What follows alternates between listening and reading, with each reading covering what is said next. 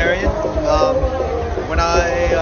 Man, I don't know how, it was like a really, really slow process for me. It's not like I learned one thing and then switched. A friend of mine let me read a book of his because he was a vegan for a lot of years, and it showed me all the crazy shit that goes on in, like, everything from like slaughterhouses and cruelty to animals to health reasons, like all the different reasons that people become vegan.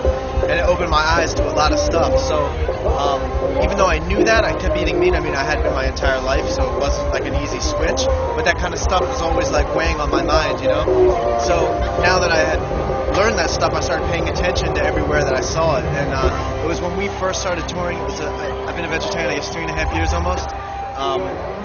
I've read another couple things, and I decided to give it a try. And as soon as I did, I felt amazing. Like, the shows were easier to play. I had more energy. I was more, flexible. I lost weight. My conscience, I just felt better about the whole thing, about not eating animals and meat. So it was like night and day. I mean, after like 3 weeks, I felt fantastic. So there was just never any reason for me to even think about going back and not doing it anymore. So that's why I've been this long. And then you asked, is it hard to keep up on tours? Sometimes it is, yeah. It's a lot easier when you're at home. You can find like cool grocery stores and little shops to buy all kinds of like fake meat products and things like that. But on tour, we don't really have that option. So yeah, a lot of times you find yourself, at a fast food place or something because it's the only thing around. And some of them you can do substitutions for things, but a lot of times I find myself eating fries and Sprite for dinner, So it's a little bit of a bummer, but I think the benefits still outweigh those few drawbacks. It doesn't happen that much, and I still feel better about myself, mentally too, even though you have to make some small sacrifices like that. So.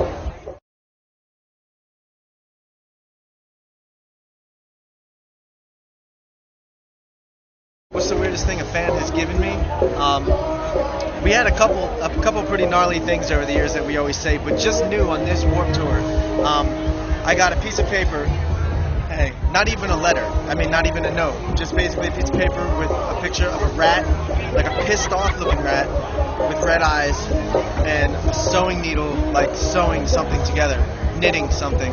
So it was by far the strangest, thing someone's given me. And what makes it even more weird is I've gotten like 30 of them in the last month and a half. No matter what city we're in, somebody will come up and randomly hand it to me. So I'm supposed to figure out what it all means at the end of the tour and what kind of weird inside joke it's about. But it's definitely the oddest thing that I've come across, so I can't wait to figure out what that's about.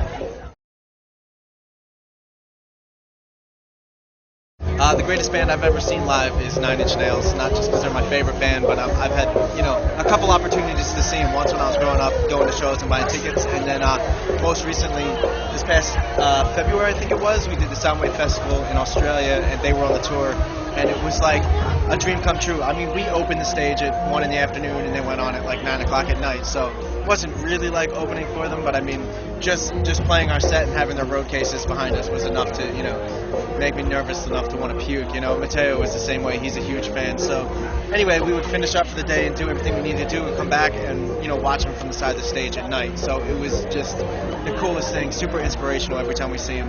And as far as a band that I would like to see live would probably be Muse. I've seen tons of their videos, and they're a band that really inspires us as well, and I've never been fortunate enough to see them. So I would love to see Muse, and if Rage Against the Machine ever came back to do another reunion, I would go for sure this time. I couldn't make it the last time they did that, but I'm dying to see them as well.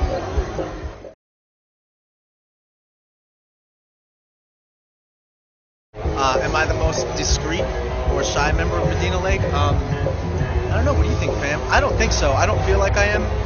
I think maybe I don't know what it is. Maybe the drummer just is always in the back, and I'm the only one without a microphone on stage. So maybe if you see us live, I don't say anything, But definitely when the whole thing's said and done, I mean, if anybody's up partying, I'm usually one of the last ones awake, or at least I try to be. Actually, it's not that I try to do that. I'm just always afraid I'm going to miss out on something fun. So I wouldn't consider myself like, the quietest, most discreet one. I think that award would probably go to Mateo. That guy is like really does his own thing, But yeah, man, I definitely try to get out there. Maybe we just haven't had the pleasure of meeting each other yet, whoever's watching this, so maybe sometime soon.